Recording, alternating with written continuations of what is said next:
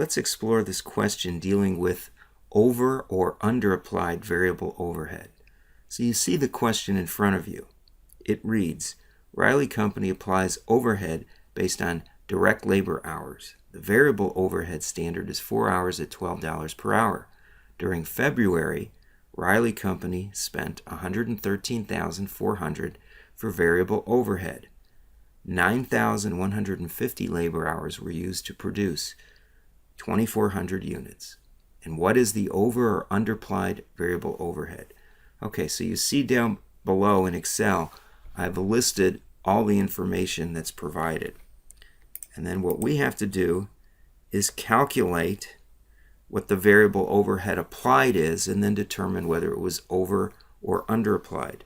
So let's say variable overhead applied.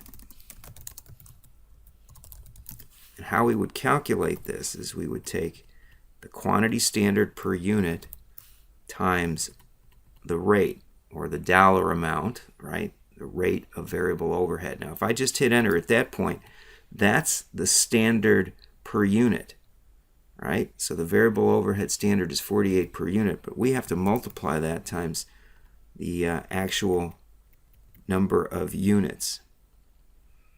Okay, and the number of units produced was 2,400.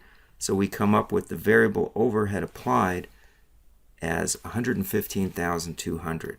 All right, so if the applied is more than the actual overhead incurred, which is sometimes referred to as the spending, so the overhead spending, if the overhead applied is more than that number, then we're in an over-applied position.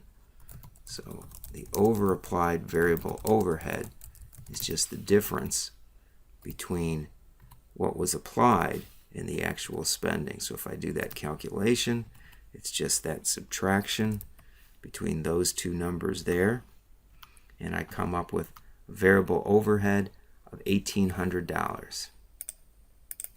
Okay, and that's all there is to this question.